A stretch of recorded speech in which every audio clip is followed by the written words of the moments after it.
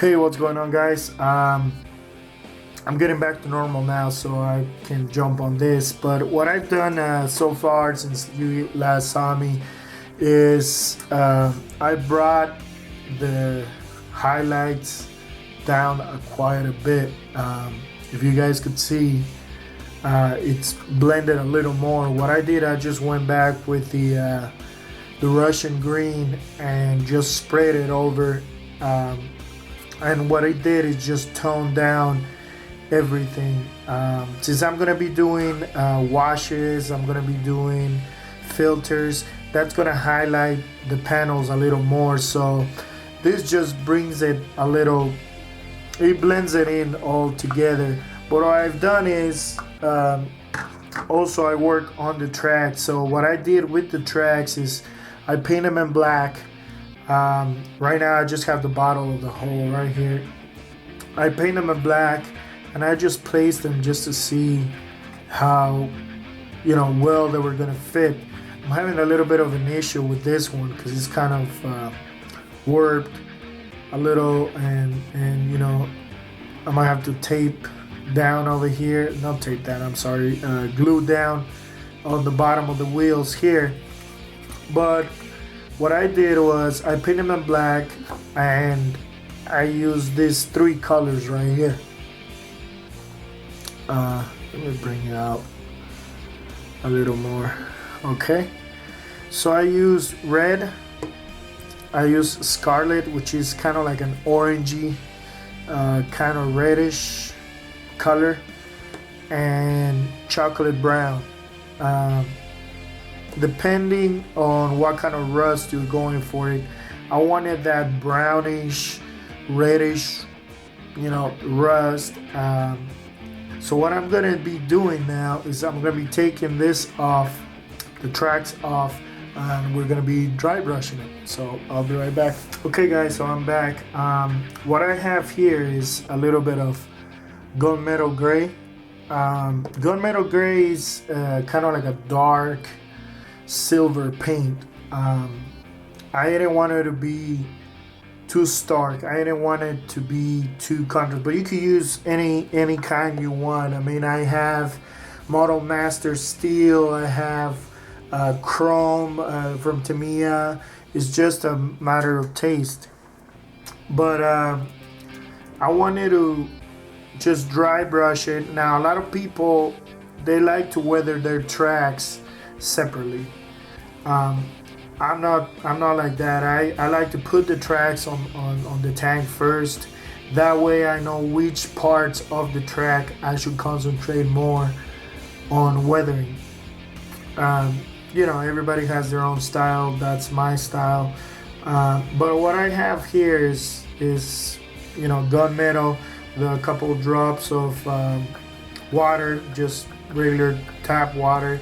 And what you want to do with when you dry brush is you want to load the brush, and what I have here is a brush that I took and I cut the bristles out, and so that way I could have more of a rough feel, you might say, to it, so what do you want to do? The secret to a good dry brushing is to take most of the paint off the brush.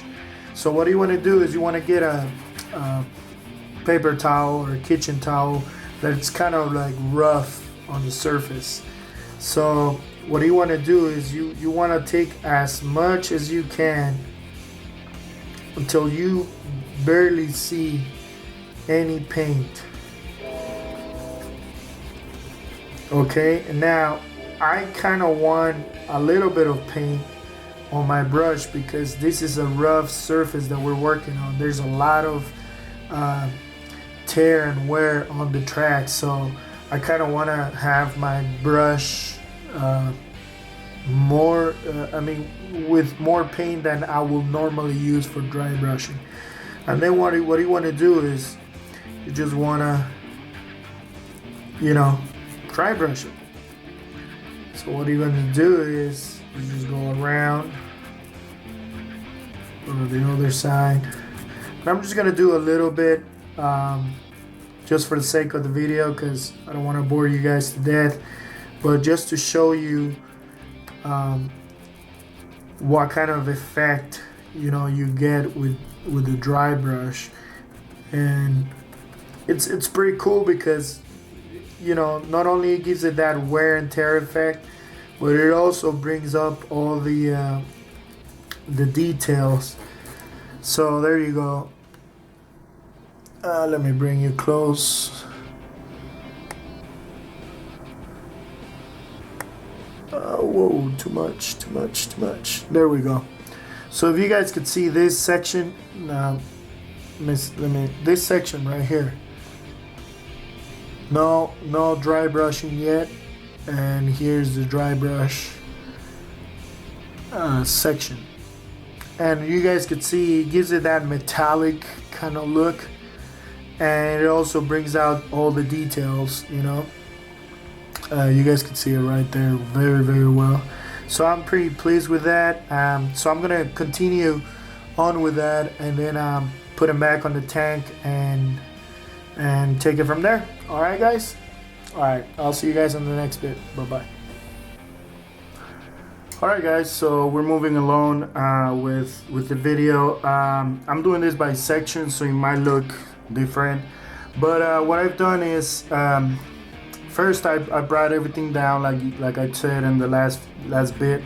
I also put the decals on, and Tamiya decals, they're known for being thick. So what I do as a decal solution, I use as a setting solution. I'm sorry, I used Microsol. Everybody knows what this is, but it wasn't quite working. So what I did is I used Tamiya's X20A thinner as the acrylic thinner. Now you gotta be really careful. What I did prior to put in the decals was I put a satin finish coat on the paintwork. That way it protects it from from handling and stuff and paint chipping. But that is kind of like Solvaset, the other decal setting solution. It's quite strong. You got to be really careful, but it really burns it down and brings it down to the surface and gives it that flat look that we're all looking for. So I'm not gonna work on the turret quite yet because I'm waiting for that setting solution to finish doing its work. What I'm gonna be doing now is panel fading, and for panel fading I'm gonna be using, of course, our base color, which is Russian green, and I'm gonna be kind of staining it with sand yellow. Green, when it fades, it tends to turn into this greenish yellowish color, and this is a good, you could use just normal yellow. You could even use flesh tone. I've seen modelers using that. You could use anything that is just gonna line it up. You could even use white if you want, to just to bring it down in tone, pretty much faded. So what I'm gonna be doing is I'm gonna be loading about half of the cup with water. Okay, I'm just eyeballing it here. I'm not really an expert on I'm telling you how many millimeters and stuff. I'm gonna be adding let's go with 5 drops of paint of green color and about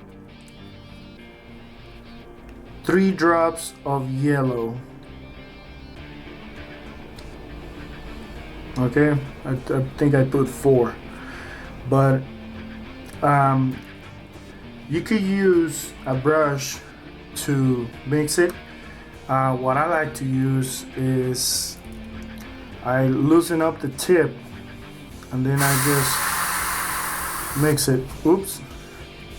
I'll turn the compressor on. I think that will help. Okay, and that's gonna, I don't know if you can see that, that's gonna mix the paint really, really good. Now the pressure right now, it's quite high. I think it's at I think 35 pounds per inch, you know, or psi.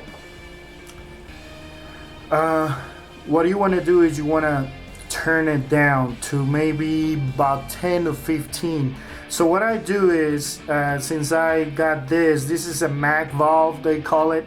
And what you could do is you could actually lower the pressure here. This regulates the air between the compressor and the airbrush. And I'm just gonna turn it out completely. I'm gonna close it completely. And as you guys can see, no air now. So what I'm gonna do is I'm just gonna open it maybe half a turn, and that's gonna point it, that's gonna put it in about 15 psi right there. And you can see it's barely coming out. That's not gonna be enough, so I'm gonna turn it up a little more. You can hear, okay, to maybe there. So let's test it. Oops. How about I close the tip first? Okay. And you can see the paint coming up. Okay. Now the thing with Vallejo paints is they dry super fast. So what I'm gonna be doing is I'm gonna be adding a retarder medium that I bought from Vallejo. This is probably the best retarder for Vallejo paints, but you could also use, and I highly recommend this for Vallejo paints, retarders, and this is probably the best option. You go to art store and you get retarders for a lot cheaper. I believe I pay like $3 for that little bottle. I pay $9 for this, and you see the difference, you know. So you can use that.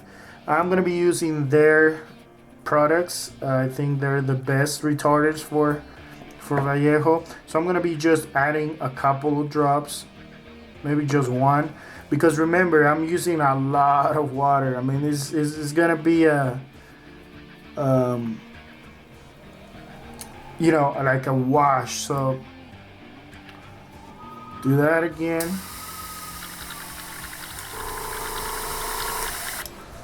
All right. And what I have here is the top of the hole already ready to go. I just have it clamped with one of my new spring-loaded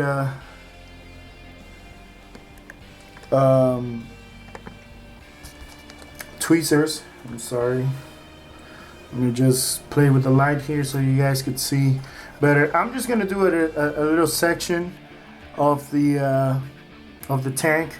That way you guys could see. But so what we're gonna do is we're gonna duplicate streaking. So I'm gonna go up from the upper section to, I'm gonna go downwards. That way it represents you know, streaking.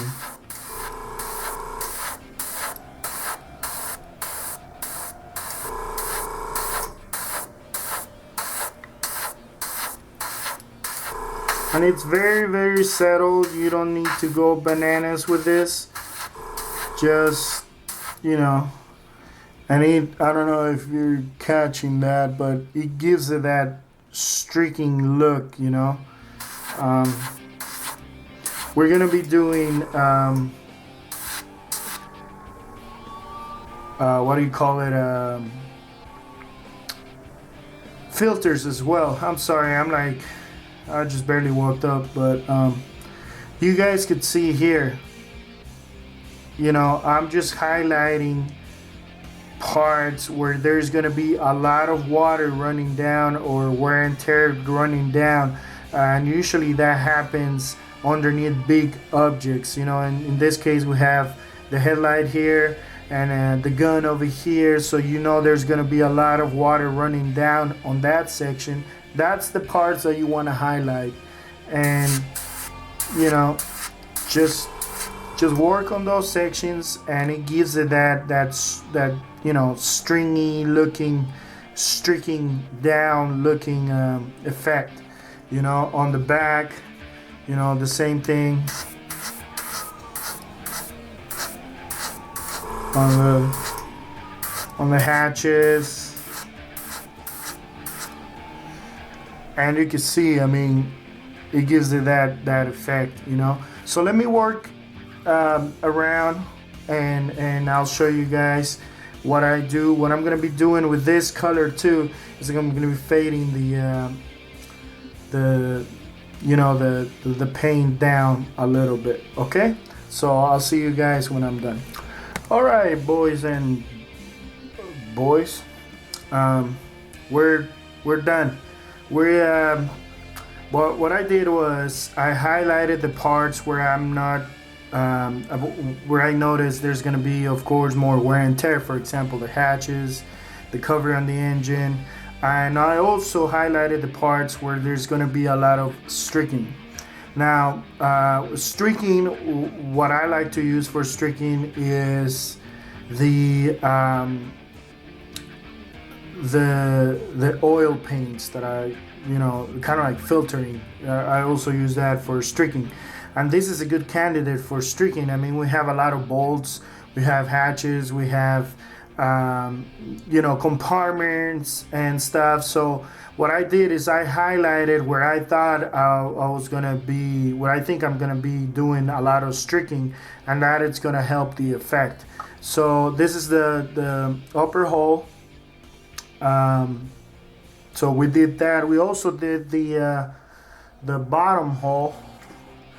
Oh, I had some paint left, so I did a little bit of practicing on my airbrushing. Hola and hi. Okay, we did the bottom of the hull. You can see I hit the wheels. I hit the armor plates on the bottom. Over here, I didn't want to worry too much. You know, this part we're not gonna see. Over here, you know, where I thought I was gonna do a lot of streaking, you know, I did that. The turret, I'm not gonna touch it because I had to go back and, you know, redo it. But you know, I did a little bit of fading, you know, where I thought it was gonna be obvious and stuff. The decaling, it's looking okay. It's not, it still have a little bit of film showing, so I'm gonna hit it again with the thinner. But this is where I wanted to get to in this video. In the next video, I'm gonna be doing the filtering, the streaking, and putting everything together. I might be doing an update after that, but we're getting close to the end. I gotta take pictures now to post on the forum, on the Ford Phil Flory Models forum, and yeah. But thank you guys for watching. I'm gonna keep working on this. I'm gonna be filming that, but I'm not sure if I'm gonna upload the last video today. I'm gonna be working on this video today, so you might be able to watch it either Sunday night or Monday in the morning. But yeah, I hope you guys have a Merry Christmas. But thank you guys for watching, and any suggestions, any tips are always welcome. Remember, we're here to help each other, so hopefully you get inspired by watching this. Okay, I'll see you guys in the next video, and this is Louis. Bye bye.